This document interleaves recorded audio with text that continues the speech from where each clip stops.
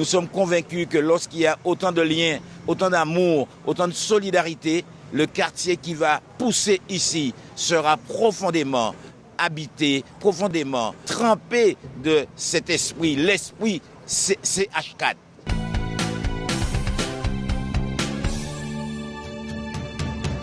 Ce que nous nous apprêtons à vivre aujourd'hui est un moment particulier, parce qu'une démolition, ce n'est pas un acte banal. Ce n'est pas seulement du béton que l'on fait tomber. C'est une page de vie que l'on tourne.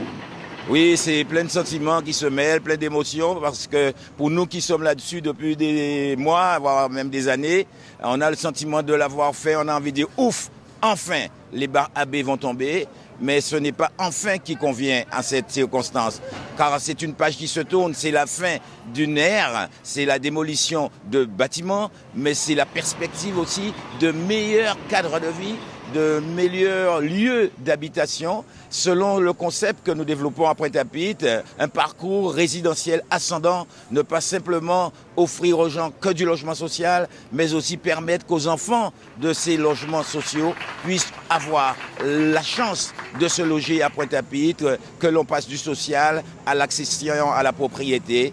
Donc c'est une grande ambition qui s'ouvre aussi aujourd'hui, l'émotion du passé, la nostalgie du passé, mais aussi l'espoir et effectivement une grande ambition de faire une ville qui soit toujours plus belle. Tous les partenaires sont majeurs pour cette rénovation urbaine. En fait, il y a la ville de Pointe-à-Pitre, il y a Cap Excellence, il y a le département, il y a la région, il y a l'EPF, il y a l'ANRU évidemment, il y a Action Logement. Et en fait, tous ensemble, on travaille à reconstruire la ville. Et à reconstruire la ville intelligemment, une ville moins dense, une ville avec plus de verdure, une ville avec des solutions techniques qui sont écologiques, des solutions techniques qui sont pas coûteuses pour les habitants. Et l'enjeu aussi sur ce chantier, c'était de pouvoir permettre à des jeunes du quartier, ce qu'on a fait avec les associations notamment et Eric Nanette et la Tyrolienne, c'est de permettre que les heures d'insertion aboutissent à des CDI et que les gens aient un boulot, une formation et qu'ils puissent travailler sur ce chantier et sur tous les autres qui viendront après. Donc on est très fiers de ce résultat. On est aussi un peu triste parce que là c'est toute une histoire, une partie de l'histoire de Pointe-à-Pitre qui disparaît.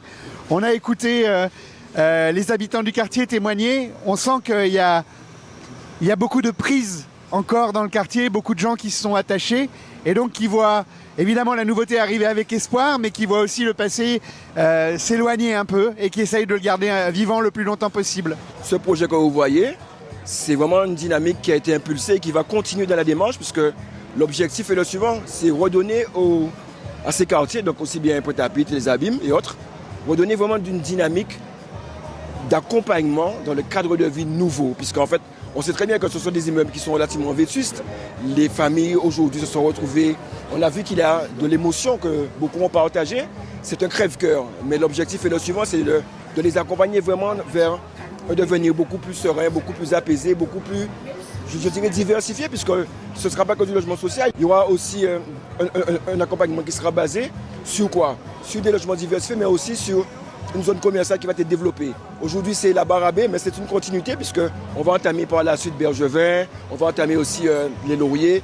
Vraiment, cette dynamique est impulsée par Cap Excellence et c'est pour ça que nous sommes là aujourd'hui.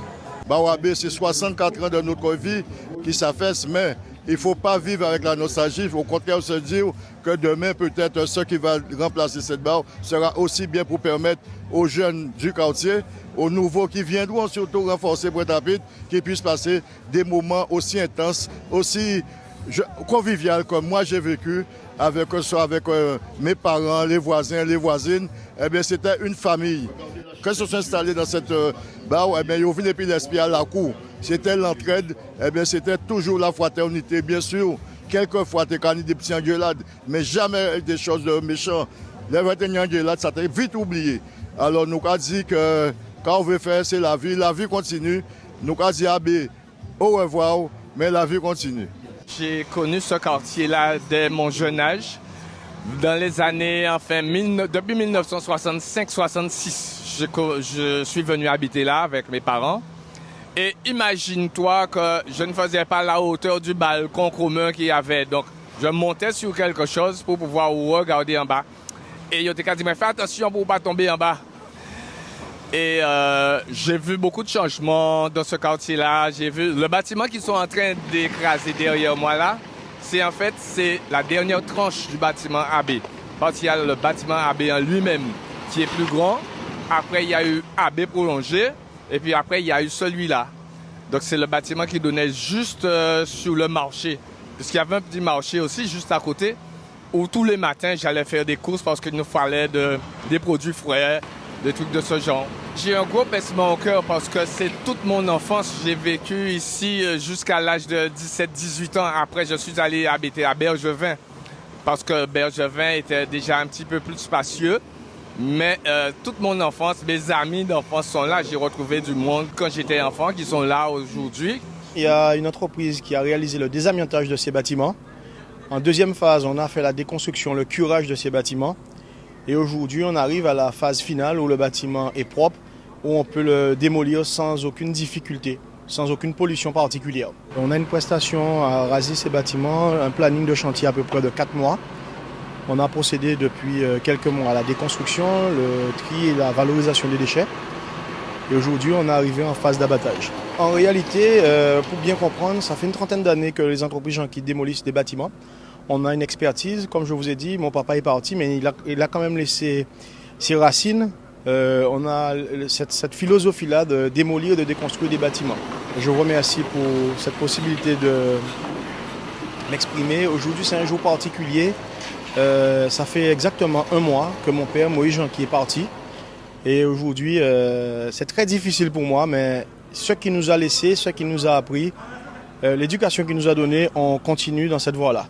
Donc de là-haut où il nous y voit, je pense qu'il est content, il est fier de l'opération qu'on mène. Merci à notre client, la SIG.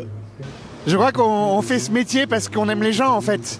Parce que moi j'ai grandi dans les quartiers en région lyonnaise et je me suis toujours dit, j'aimerais vivre ailleurs. Et moi j'ai envie que les gens qui nous font confiance, ils aient envie de vivre là où on construit demain. Et c'est ça qui compte. Et l'enjeu pour nous, c'est qu'il n'y ait pas de citoyens de seconde zone, qu'il n'y ait pas de gens invisibles. Et que le quartier, c'est pas une fatalité, c'est une chance si on le pense intelligemment et avec les habitants. Absolument, j'ai passé la matinée avec eux samedi et encore aujourd'hui, au moment où on va donner les premiers coups de marteau. Et on sentait vraiment la sincérité des personnes attachées à ce quartier, des personnes qui ont raconté combien d'enfants dans leur famille sont nés ici, combien ils ont enterré, combien ils ont marié. Donc il y a eu de tout et en fait un vrai village en fait que nous sommes en train d'effacer structurellement. Mais l'état d'esprit qui anime ces gens, nous sommes convaincus que lorsqu'il y a autant de liens, autant d'amour, autant de solidarité, le quartier qui va pousser ici sera profondément habité, profondément trempé de cet esprit. L'esprit, c'est H4.